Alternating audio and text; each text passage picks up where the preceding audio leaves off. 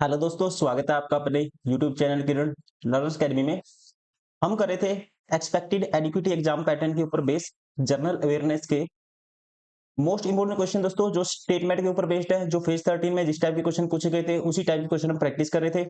इससे पहले हमने साइंस में कुछ पार्ट कवर किए थे और भी सब्जेक्ट हम कवर कर चुके थे, जैसे कि जियोग्राफी के बहुत सारे पार्ट हमने कवर किए हैं क्लास 6 से लेके 12 तक। जो भी एनसीईआरटी के एमसीक्यू बनते थे स्टेटमेंट के, वो सारे कवर किए हैं। जियोग्राफी के अलावा polity, ancient history of India, इस टाइप हमने बहुत सारे दोस्तों इस टाइप के बहुत सारे सब्जेक्ट कवर किए हैं। अभी इस वीडियो में ये है फिजिक्स और ये है क्लास 10 एनसीईआरटी एमसीक्यू। तो चलिए स्टार्ट करते हैं। Question number 1। Question: consider the following statements about refraction of light. First statement है the incident ray, refracted ray and the normal ray lie in the same plane. तो आप ध्यान रखेंगे दोस्तों, reflection of light and refraction के कुछ basic point होते हैं, वो आपको पता होना चाहिए। देखो, रिफ्रैक्शन क्या होता है। मान लो ये एक मीडियम है, रेयर मीडियम। रेयर मीडियम मतलब हवा, और ये है डेंसर मीडियम।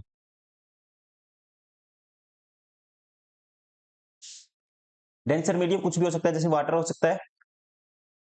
अब कोई लाइट आई, ये दोस्तों ये है नॉर्मल लाइट। अब रेयर मीडियम से डेंसर मीडियम में जाएगी, लाइट बेंट होगी नॉर्मल की तरफ। ध्यान रखना आपको, लाइट बेंट होगी नॉर्मल की तरफ। ये होता है दोस्तों, ये नॉर्मल है। इसे बोलते हैं, ये है एंगल ऑफ इंसिडेंस। और इसे बोलते हैं, जो लाइट रिफ्रैक्ट हुई इसे बोलते हैं एंगल ऑफ रिफ्रैक्शन।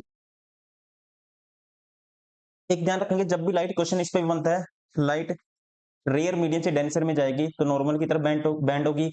और जब जाएगी दोस्तों उल्टा इसका, जब डेंसर से जाएगी वो रेयर मीडियम में, तो नॉर्मल से दूर बेंट होगी। जैसे कि ये नॉर्मल है, ये लाइट आई, ये डेंस, ये मीडियम मान लो डेंसर है, ये रेयर है, तो ये नॉर्मल से ऐसे दूर भागेगी। ये आपको ध्यान रखना है। मतलब कि कह सकते हैं रेयर से डेंसर में जाएगी तो angle of refraction less than होगा एंगल ऑफ रिफ्रैक्शन इंसिडेंस। और वैसे ही इसका उल्टा भी हो सकता है। डेफिनेशन क्या है रिफ्रैक्शन की? When light enters one medium to another, this event is called refraction. और ध्यान रखेंगे, incident ray, normal, refracted ray always lie in same plane. ये स्टेटमेंट अपने आप में करेक्ट है। सेकंड कहता है the angle of incidence is equal to the angle of refraction. दोस्तों ये पॉइंट गलत है। ये होता है इन केस ऑफ रिफ्लेक्शन है। रिफ्लेक्शन के केस में angle of incidence is equal to होता है एंगल ऑफ रिफ्लेक्शन के। ये गलत है। ओनली स्टेटमेंट देखो, मैंने प्रूव करके दिखाया ये गलत क्यों है। मैंने बताया कि जैसे लाइट जाएगी रेयर टू डेंसर जाएगी दोस्तों, एंगल ऑफ इंसिडेंस बड़ा होगा किससे? एंगल ऑफ रिफ्रैक्शन से। और रेयर टू डेंसर जाएगी तो लाइट नॉर्मल की तरफ बैंड होगी। ठीक है, तो इसका मतलब आर छोटा होगा, आई बड़ा होगा। तो ये नहीं कह सकते angle of incidence is equal to angle of refraction, ये गलत है। ये कंडीशन डिपेंड करता है कि लाइट रेयर से डेंसर में गई है या डेंसर से रेयर मीडियम में गई है। ये पहला पॉइंट ठीक है, दूसरा गलत है। ध्यान रखेंगे, ऑलवेज सभी के सभी सेम प्लेन में लाई करेंगे, इंसिडेंट रे, नॉर्मल और रिफ्रैक्टिव रे। राइट आंसर होगा केवल एक ठीक है, option A. Question number 2, which of the following is are correctly matched. पहला कहता है कॉर्निया, सामने के भाग पर पारदर्शी उभार। ये स्टेटमेंट दोस्तों ध्यान रखेंगे अपने आप में ठीक है। कॉर्निया आंख के सामने का पारदर्शी गुंबद के आकार का हिस्सा है, जो प्रकाश को आंख में प्रवेश करने देता है और उसे फोकस करने में मदद करता है। अपने आप में ठीक है। सेकंड, पुपिल कॉर्निया के पीछे मौजूद होता है। ध्यान रखेंगे दोस्तों, पुपिल या पुतली जिसे बोलते हैं हिंदी में, आइरिस के केंद्र में एक छिद्र है और आइरिस कॉर्निया के पीछे स्थित होता है। ये स्टेटमेंट भी अपने आप में ठीक है।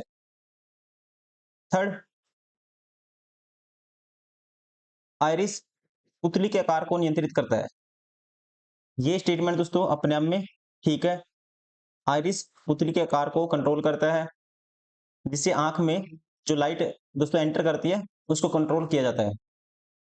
ये सारी की सारी स्टेटमेंट अपने आप में ठीक है। राइट आंसर होगा ऑप्शन डी।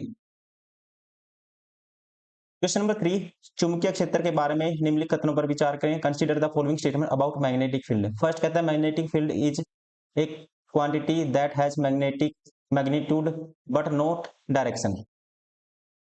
पहली स्टेटमेंट अपने आप में दोस्तों गलत है। मैग्नेटिक फील्ड क्या है? वेक्टर क्वांटिटी है।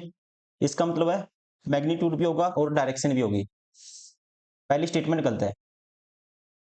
Second, the direction of the magnetic field is taken to be the direction in which north pole of the compass needle moves inside it. ये स्टेटमेंट भी अपने आप में करेक्ट है। ध्यान रखेंगे, direction of magnetic field at any point is defined as the direction free north magnetic pole would tend to move in that field. ये statement भी अपने आप में करेक्ट है। थर्ड,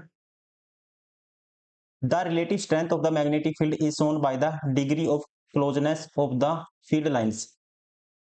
दोस्तों इसका मतलब ये है जितनी फील्ड लाइन अपने आप में क्लोजली होंगी तो मैग्नेटिक फील्ड उतनी ज्यादा होगी। ठीक है। चुंबकीय क्षेत्र की अपेक्षित प्रबलता को क्षेत्र रेखाओं की निकटता की कोटि द्वारा दर्शाया जाता है। ये अपने आप में स्टेटमेंट ठीक है। ये स्टेटमेंट अपने आप में ठीक है। जितनी क्लोज लाइन है जो जितनी क्लोज होंगी उतना ही क्या होगा, मैग्नेटिक एरिया स्ट्रॉन्ग होगा। ये भी अपने आप में ठीक है। पहला गलत है, 2 और 3 ठीक है। राइट आंसर होगा option second.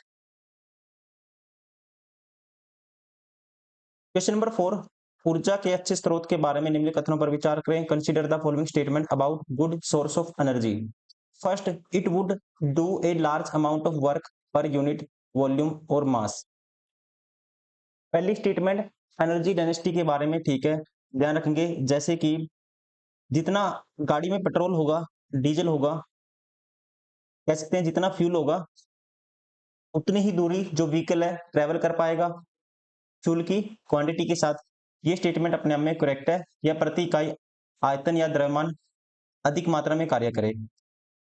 Second, it should be easily accessible. Second statement भी अपने आप में कह सकते हैं ठीक है, क्योंकि एनर्जी सोर्स आसानी से उपलब्ध होना चाहिए और उपयोग के लिए आसानी से उसको सुलभ भी होना चाहिए। ये भी स्टेटमेंट करेक्ट है, ये भी करेक्ट है। राइट आंसर होगा ऑप्शन सी। Question number 1,